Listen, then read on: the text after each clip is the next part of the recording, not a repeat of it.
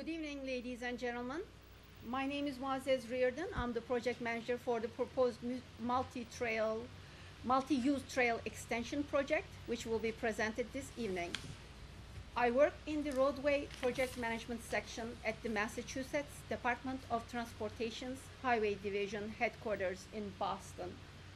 Once the meeting is completed this evening, the attendance sheet will become a part of the public record. So if you would like your attendance at this public information meeting to be part of the public record, please sign in on the sign-in sheet located next to the door. Handouts containing details regarding this project are next to the sign-in sheet. First, I would like to introduce the members of the meeting panel. Frank Suzunski from District 4 office. Alice Dinofrio from FSD, Mass DOTs and Towns Design Consultant for this project. John Hendrickson from FSD is also here. And our transcriptionist, Greg Tarbox of Arlington Typing and Mailing, Arlington, Massachusetts, will be making a verbatim transcript of tonight's meeting. The notice of this meeting appeared in the Newburyport Daily News on May 3rd, 2016, Georgetown Record on April 29, 2016, and May 6, 2016, as well as in the Tri-Town Record on May 6, 2016. Also, a copy of the notice is in the handout and will be attached in the final meeting transcript. Page 2 of the handout explains the purpose of the meeting, which gives us an opportunity to make a formal presentation of the proposed project and at the same time allows us to record your input regarding the project. Elise Dinefrio of FST will describe Mass DOTs and Towns project in detail for you. I ask that you hold your questions until she completes her presentation, and I open the meeting to the public. Okay. Hi, everyone. So we'll just start by just talking a little bit about the history of public outreach on this project. Many of you have been involved with this project for a number of years. In 2011 was when the Border to Boston Trail Technical Advisory Committee was formed, and we have up to date had 6 TAC meetings with everybody. This included members of Boxford, Georgetown, Newbury, Salisbury, as well as Mass DOT, and then FST, which we're actually known as StanTech from now on, so if you see the new name, it's the same company.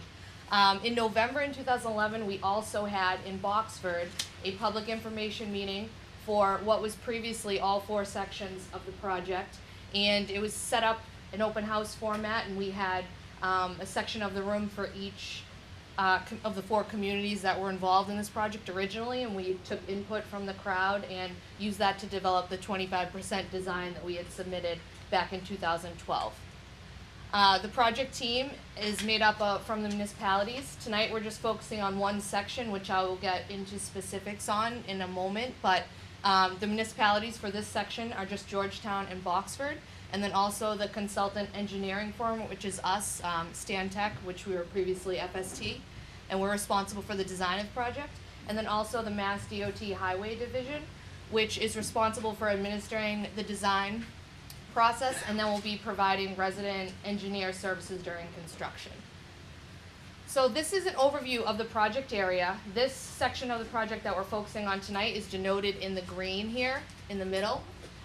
We have also shown on this locus just the future connection south to the Boxford section of the trail, and then also north to the northern Georgetown section of the trail. But our focus tonight is going to be the project area between Georgetown Road and Boxford, north to West Main Street or Route 97 in Georgetown. So this is just a quick look at existing conditions along the corridor. The corridor is fairly consistent it was a former railroad corridor and is now consistently used as a utility corridor. There's parallel sets of utility poles throughout the length of the corridor, and there's overhead wires connecting each sets of the poles. There's also, through this section, one culvert that exists still, and there's a timber trestle over existing abutments in this area. So our project goals would be to provide a future regional connection, which would be to the ultimate border to Boston Trail, which this is just one section of that overall trail. As I mentioned in the locus, there would be a future connection to the northern Georgetown section, also south to the Boxford section, and then ultimately connecting to the Newbury Trail, Newburyport, eventually the Newburyport commuter rail station. And then, the idea would be to improve bicycle and pedestrian accommodations throughout this entire area and be able to create another option for movement through the area other than vehicular traffic. So here's a kind of a focus on the project scope. The proposed project is construction of a shared use path. It's extending from Georgetown Road in Boxford to West Main Street or Route 97 in Georgetown, and it in length of this section is about 2.4 miles in total. This is just a quick cross-section view of the area. You see there's a 10-foot wide paved area where bicycle and pedestrian access will be. And then ideally, if we can get a 3-foot offset to any obstructions, that would be great. With the new AASHTO design guides, we could go down to a 2-foot shoulder or one in constrained areas. So now we'll take a walk through the entire corridor. Unfortunately, on the screen, you can't see the aerials as great, but there's a lot of tree coverage anyways. So I denoted the trail with a yellow dash line and arrow on each page. So this is in Boxford. This is the beginning of the project at Georgetown Road. This area where I have a red circle, we'd like to propose a trailhead in this area, which would consist of a few parking spots, excuse me, potentially a kiosk at this location. It would be a nice place to begin the trail and give users a place to park their cars if they were going to be, oh, thank you very much. That's better, to, access the trail from this location.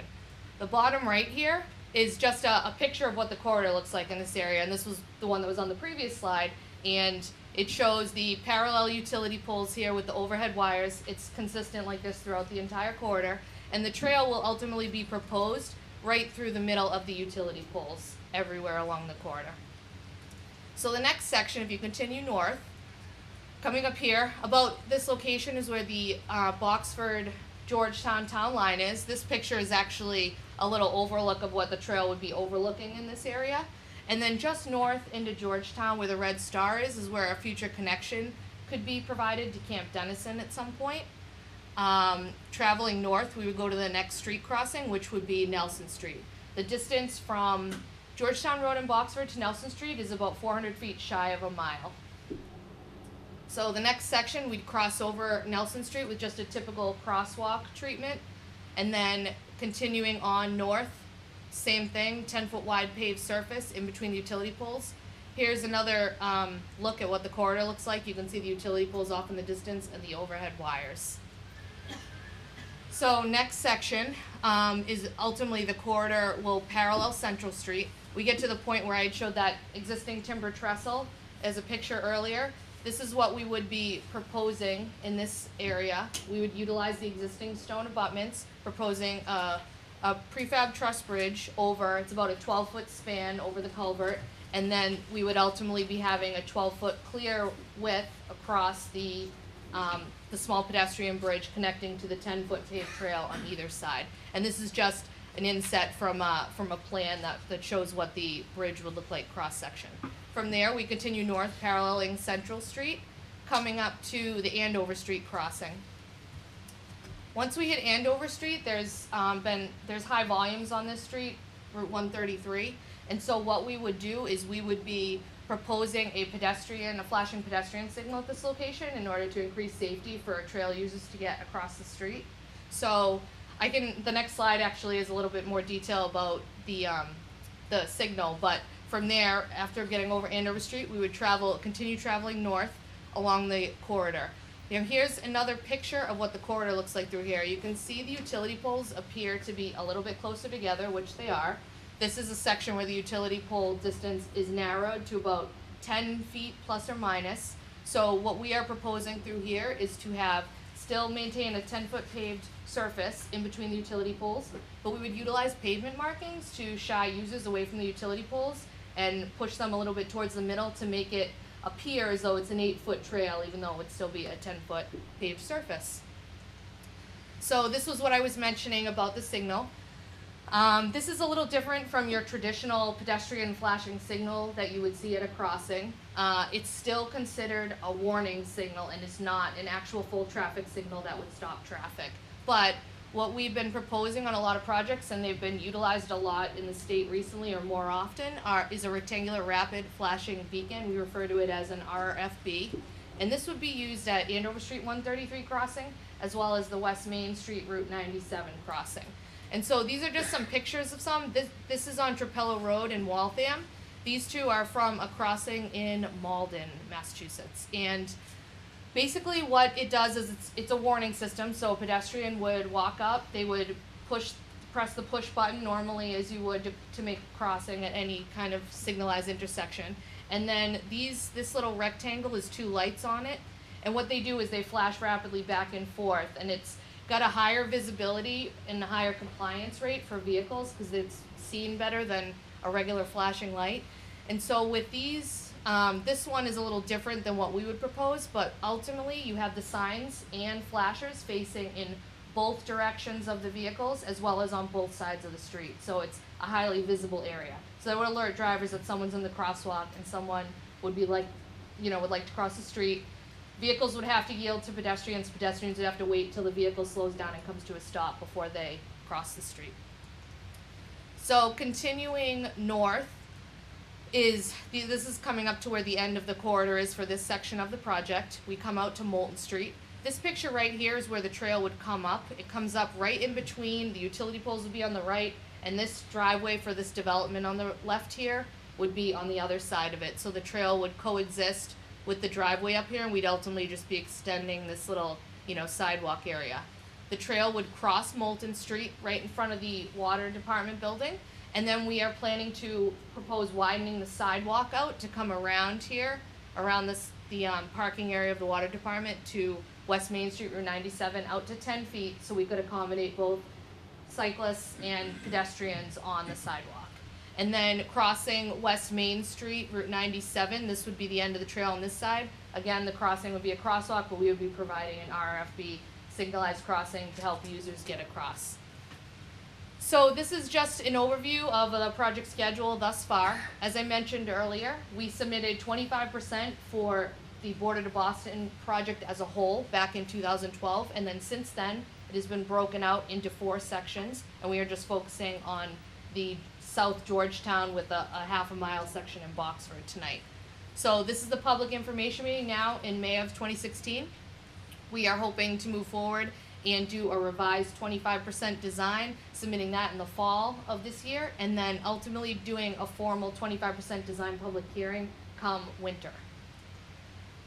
So traffic impacts on this project will be minor, as most of the construction is along the utility corridor. So you'd look at possible lane closures in the areas where you'd be installing the signals and pavement markings and signage for the roadway crossing. So likely at Andover Street and also West Main Street. And then this is just a look at proposed improvements. Again, you've seen this picture a few times. It's pretty consistent along the whole corridor, but this is what the corridor looks like today with the parallel utility poles and overhead wires. And this is actually a picture of the old Eastern Marsh Trail in Salisbury, which is what this trail would ultimately look like, except there would also still be the utility poles would still lie on either side of the trail. So that would probably be the only difference. Environmental permitting moving forward, we need to go through MIPA-NEPA approval, Section 106, and then notice of intent would be filed with the Georgetown Conservation Commission, likely for work within wetland buffer areas. And then this is just an overview of next steps. So we would hope to receive comments from this meeting, and we are also obtaining additional survey for this section, and then we would revise and resubmit the 25% design. After that, that would be approved sufficient from MassDOT, and we would hold the 25% design public hearing, and then ultimately advance the plans to 7,500% final design. Here's contact information, and I will turn it back over to MG. Thank you, Liz. Before I open the meeting to questions and comments, I would like to explain the meeting procedure. First, as stated previously, the purpose of this meeting is to solicit your input regarding this project. As the plans are not yet complete, we may not be able to answer all of your questions or respond to all of your comments at this time.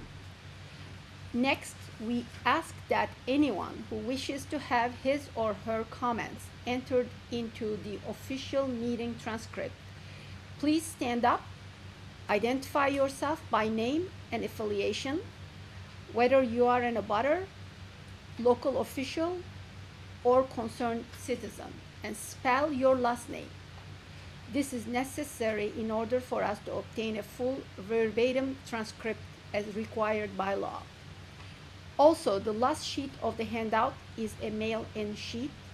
If you have any questions or comments which you would like to submit in writing, please use this sheet for that purpose. You may leave this sheet with me tonight, or you may mail it to the department within 10 days of this date, and it will become part of the official record. Finally, it is normal procedure to ask elected officials to offer their comments first. Are there any federal, state, or local officials who would like to speak at this time? Okay. I see nobody. Okay. This meeting is now open to the public, and we welcome your questions and comments. Yes, sir? I got to dinner with my wife for my birthday, so I wanted to be first. My name's Bill Monroe, M-O-N-R-O-E. I'm in a butter on Nelson Avenue. I've lived there for 23 years, so I've been anxious about this project. I strongly support the project. As a resident of Georgetown, I see it as a way that it connects the communities, and I kind of do all of the things that this would support. I'm an avid cyclist, walker, snowshoer, cross-country skier, etc. So I just wanted to voice my support of it, and we're in that. I'm along the northern section of the southern part, just between 133 and then the 97. So I'm along that stretch. Right. And I guess at the same time, I'd like a question about the crossings. Mm-hmm. Is it? I've seen some that are motion activated to get the lights going versus having to actually push a button. Is that a possibility, or does that exist in the technology these days? Well, it does exist. We'll probably use both. Down the Cape Cod Rail Trail, we did use both, motion activated and the push button. If you're familiar with the Topsfield Trail in at 97, that's a motion activated. And I've noticed I've used that quite a bit. If I'm in the parking lot taking off my bike, I set off the motion detector. Right. So it's, so it's going off all the time. I would just picture people coming south to north, and there's the house there and a kind of a, and there's not a lot of, you've got the Sight hump distance, right by right. Nelson Ave. Yeah. So I wouldn't want to see somebody, kid or somebody, not push it. Now, I would assume you'd have a stop sign for the Yes. cyclists. That's a very good point. At that location, that would really warrant that. Yeah, the other one I don't, it's free, I don't think, but that one I would think that. Thank you. Okay? Thank you. Anybody else? One comment. I'm Jerry Klima, K-L-I-M-A, from the town of Salisbury.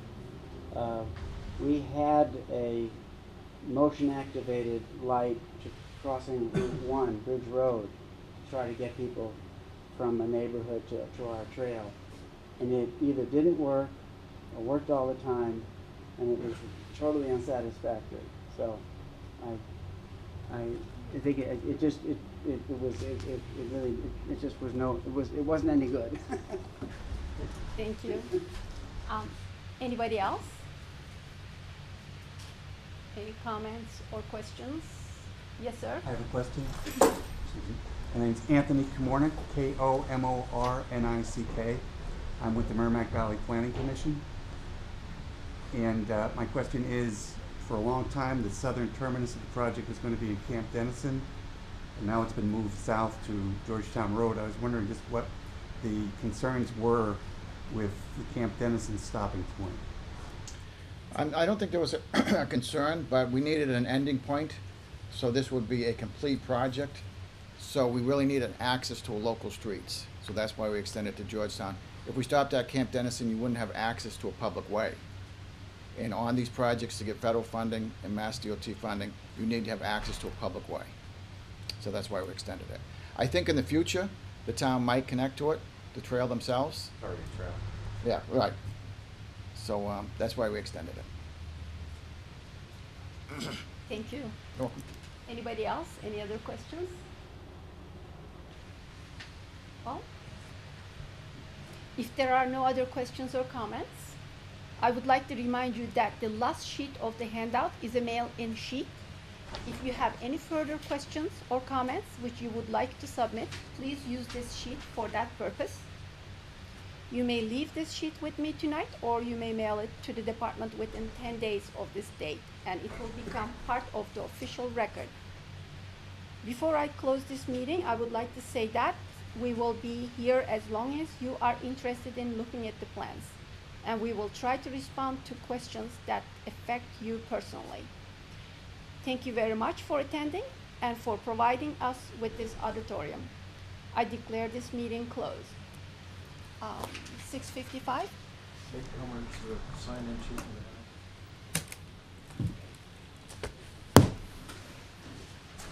Right.